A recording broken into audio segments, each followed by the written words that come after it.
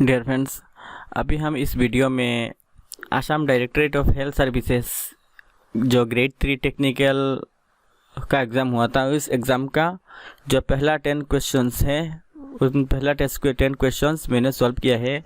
और इस वीडियो में मैं नेक्स्ट क्वेश्चन नंबर 11 से जो बाकी क्वेश्चन है वो स्टार्ट करने जा रहा हूँ।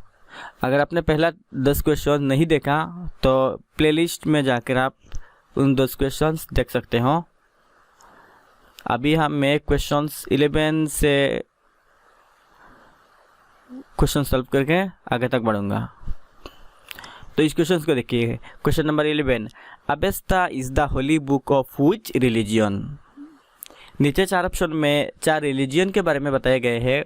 उन 4 रिलीजियन में से जो अवेस्ता है वो किस रिलीजियन का होली बुक है? Avesta is the religion Holi book of which religion? Option A है जोरास्ट्रियनिज्म, ऑप्शन बी है बुद्धिज्म, ऑप्शन सी है सिखिज्म और ऑप्शन डी है जैनिज्म। तो अभी फिलहाल मैं इसका जो जवाब है वो नहीं दे रहा हूँ। पहले इसका कॉन्सेप्ट देखिए। अवेस्ता ऑल्सो कॉल्ड जिंद अवेस्ता, अवेस्ता को हम जिंद अवेस्ता के नाम से भी जानते हैं। Sacred book of Zoroastrianism, Zoroastrianism जो रिलीजियन है, जोरास्ट्रियनिज्म रिलीजियन का सेक्रेड बुक है अवेस्ता या फिर जिंद अवेस्ता।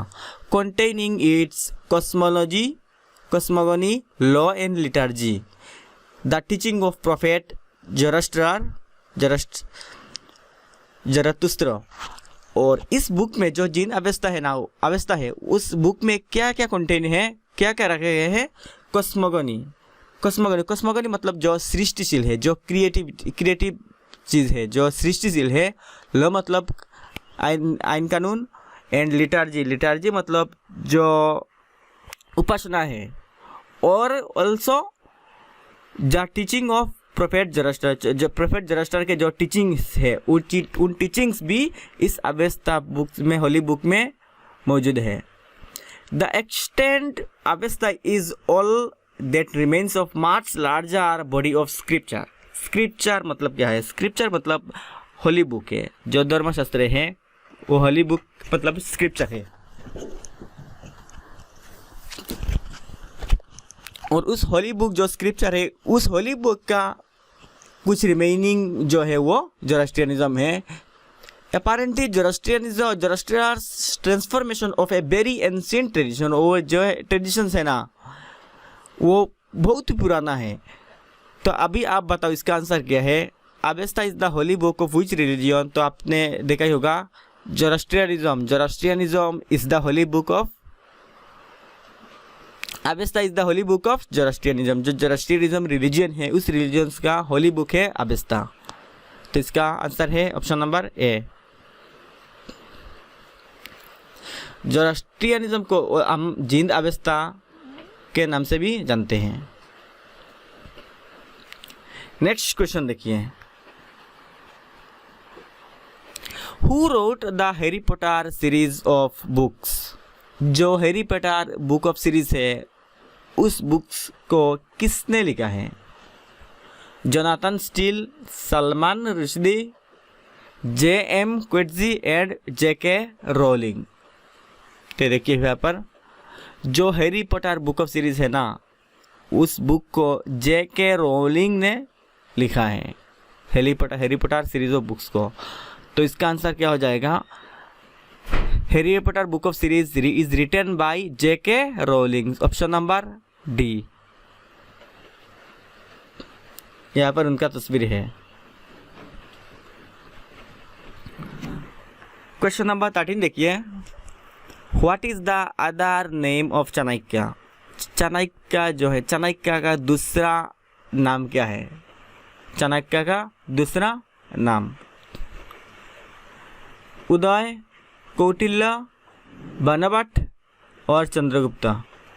देखिए चाणक्य का दूसरा नाम है कौटिल्य और विष्णुगुप्त नाम से भी हम जानते हैं। और जो चंद्रगुप्त मौर्य है ना, जो चंद्रगुप्त मौर्य जो एम्पेरर है उनका दरबार में वो मिनिस्टर थे। यहाँ पर देखिए कौटिल्य, उनका तस्वीर कौटिल्य, और उनका बुक का नाम भी है अर्थशास्त्र। उन्होंने बुक लिखा था, उस बुक का नाम है अर्थशास्त्र। देखिए चाणक्य, उनका जो टाइम काल है वो कौन सा टाइम काल है, 350 से लेकर 275 BCE। Also known as Kautilya and Vishnugupta was prime minister under the reign of Chandragupta Maurya. Chandragupta Maurya के रीन के अंडर वो प्राइम मिनिस्टर थे। और उनका टाइम काल क्या है, 321 BCE लेकर 297 BCE। Founder of the Mauryan empire है। जो मौर्यन एम्पायर है वो मौर्यन एम्पायर चंद्रगुप्त मौर्य ने फाउंड किया था, Chandragupta Mauryan empire.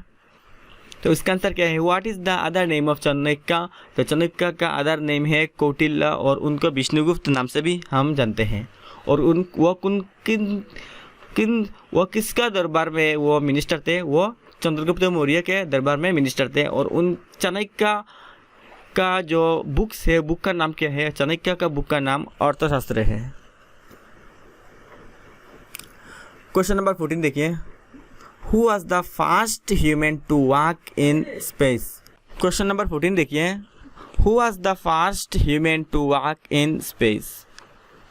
Option number A है Neil Armstrong, option number B Michael Collins, option number C Yuri Gagarin, and option number D Alexei Leonov.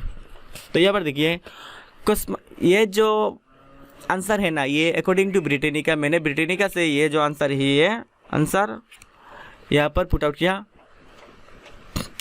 Input किया। Cosmonaut Alexei Leonov on March 18, 1965, cosmonaut Alexei Leonov rocketed into Earth orbit and exited his spacecraft, becoming the first man to walk in space.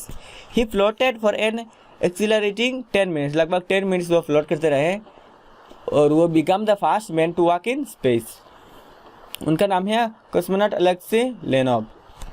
तो इसका answer क्या हो जाएगा, इसका answer D होगा। Who was the first man to walk in space, cosmonaut Alexei Leonov was the first human to walk in space। और एक question जो कि पिछले क्वेश्चन से रिलेटेड है, यहाँ पर बोला गया था कि first human to walk in space,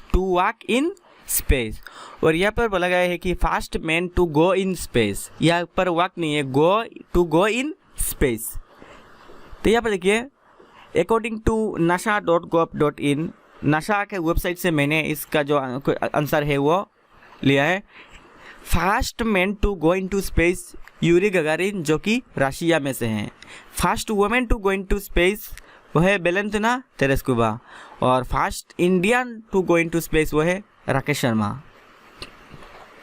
आप भी इसको वेरीफाई कर सकते हो इंटरनेट में सर्च कर या फिर कोई बुक में सर्च करके। मेरे हिसाब से इसका जो आंसर है वो nasa.com से, और मैंने दूसरे भी वेबसाइट में चेक किया, इसका आंसर है यूरी गगारिन, जो कि रशिया में से है। First man to go into space वो है यूरी गगारिन। और पिछले जो क्वेश्चन वो है Alexei Leonov, first human to walk in space. Question number 15 को देखिए, the taste of India is the brand slogan of which company. यहाँ पर आंसर देखिए, जो अमूल है, अमूल का जो स्लोगन है, टॉप स्लोगन, अमूल का स्लोगन है द टेस्ट ऑफ इंडिया। तो the taste of India is the brand slogan of which company. तो जरूर इसका आंसर कौन सा होगा, अमूल होगा। नेस्टल, कैडबरी, डाबर नहीं होगा, इसका आंसर होगा Amul. Amul is the brand slogan of the taste of India.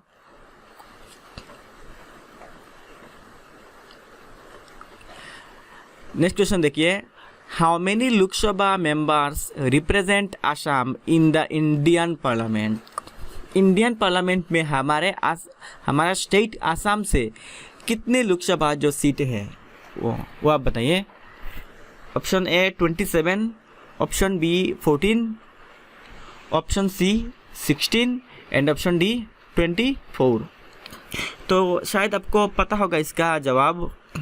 हमारा आसाम से, यहाँ पर देखिए, हमारा आसाम से 14 लोकसभा सीट है।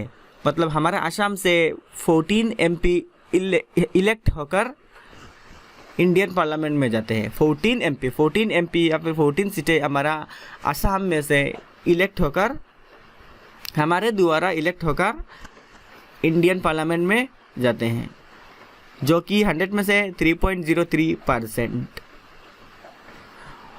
अगर हम राज्यसभा की बात करें तो राज्यसभा का सीट है 7। राज्यसभा से 7 सीट है हमारा आसाम में से, 7 सीट है राज्यसभा में से।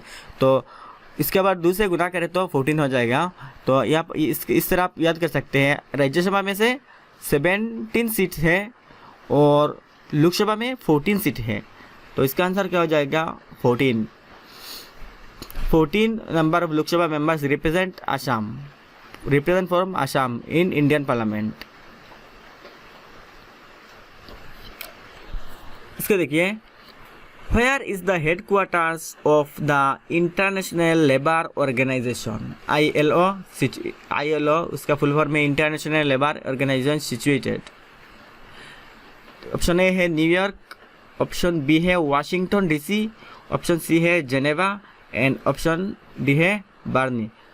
तो इंटरनेशनल लेबर ऑर्गेनाइजेशन का हेडक्वार्टर कहाँ पर है? यहाँ पर देखिए, इंटरनेशनल लेबर ऑर्गेनाइजेशन का हेडक्वार्टर है जेनेवा, जो कि स्विट्जरलैंड में है। तो स्विट्जरलैंड तो हमारा ऑप्शन में नहीं है, तो जेनेवा ऑप्शन है। तो इसका आंसर हो जाएगा सी, जेनेवा। इंटरनेशनल लेबर ऑर्गेनाइजेशन का हेडक्वार्टर है जेनेवा में, जो कि स्विट्जरलैंड में है।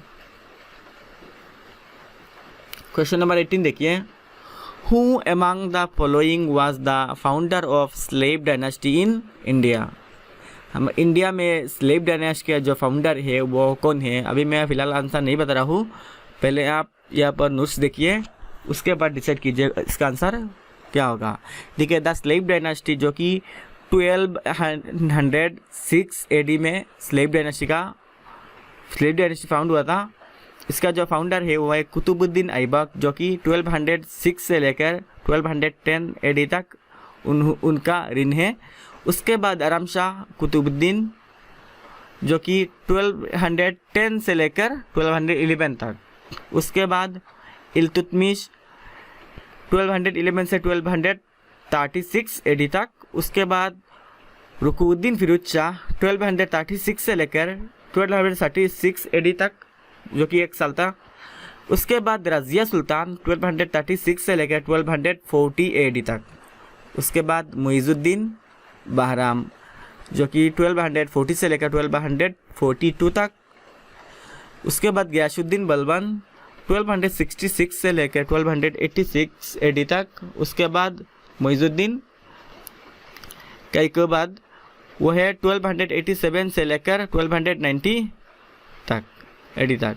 तो स्लेव डायनेस्टी का शुरुआत किसने किया है? स्लेव डायनेस्टी का जो फाउंडर थे वो है कुतुबुद्दीन ऐबक, जो कि 1206 से लेकर 1210 AD तक उनका ऋण था, जो उनका शासन था। तो इसका आंसर क्या हो जाएगा? Who among the following was the founder of slave dynasty in India? उसका आंसर होगा Qutbuddin Aibak, option number C. Qutbuddin Aibak was the founder of the slave dynasty in India. Next question देखिए, who among the following was the son of emperor Babur? शायद आपको इसका answer पता होगा। यहाँ पर देखिए, Mughal empire classic period, Mughal empire का जो फाउंडर है वो कौन था? यहाँ पर देखिए, मुगल एम्पायर का फाउंडर था बाबर। उसके बाद बाबर का बेटा हुमायूं, उसके बाद अकबर, उसके बाद जहांगीर, उसके बाद शाहजहां और उसके बाद औरंगजेब। बाबर का शासन कब था? 30 अप्रैल 1526 से लेकर 26 दिसंबर 1530 तक। 1526 से लेकर 1530 तक उनका बाबर का शासन था। और उनका बेटा कौन था? हुमायूं। अगर इससे आपको रिकल करना है तो कैसे करेंगे? यहाँ पर देखिए, BHAJSA इस नाम से मैंने, ये मेमोनिक से मैंने इसको रिकल किया। जैसे कि B से बाबर, H से हुमायूं, A से अकबर, J से जहांगीर, S से शाहजहां एंड A से औरंगजेब। तो यहाँ पर देखिए, who among the following was the son of emperor Babur. तो बाबर के बाद कौन था? बाबर के बाद था हुमायूं। इसका आंसर क्या हो जाएगा? बाबर के बाद हुमायूं। तो इसका आंसर ऑप्शन हो जाएगा ए, जो Humayun. Humayun was the son of emperor Babur. Next question देखिए, Jallianwala Bagh massacre took place in which of the following cities. नीचे दिए गए कौन सा सिटी में जालियांवाला बाग जो मैसेकर हत्याकांड हुआ था वो हुआ था? कहा कौन से सिटी में? लुधियाना, अमृतसर, पटियाला एंड चंडीगढ़। तो यहाँ पर देखिए जो जालियांवाला बाग मैसेकर वो कौन से साल में हुआ था? 1999 में हुआ था, जो कि 13 अप्रैल डेट था। On 13 April 1919 colonial Reginald Dyer ordered his armed forces. Colonial Reginald Dyer ने उनका आर्म फोर्सेस को ऑर्डर दिया था कि to open fire at the unarmed villagers gathered on Jallianwala Bagh of Amritsar. Amritsar में जो जालियांवाला बाग विलेज था, उन जालियांवाला बाग विलेज में ओपन फायर करने के लिए रेजिनाल्ड डायर ने उनका आर्म फोर्सेस को ऑर्डर दिया था। और यहाँ पर लोग इकट्ठा किए हुए थे to celebrate Baisakhi day celebrate करने के लिए एंड प्रोटेस्ट पीसफुली, और पीसफुली प्रोटेस्ट करने के लिए यहाँ पर लोग इकट्ठे हुए थे। कहाँ पर है था? अमृतसर, जालियांवाला बाग में, जालियांवाला बाग अमृतसर में। तो इसका आंसर हो जाएगा option number B, Jallianwala Bagh Amritsar. तो इस वीडियो में मैंने भी 20 क्वेश्चंस 10 क्वेश्चंस हमने अटेम्प्ट किया, और नेक्स्ट जो वीडियो है उस वीडियो में टर्म 21 से हम सॉल्व करके जाएंगे। तो thank you for watching this video.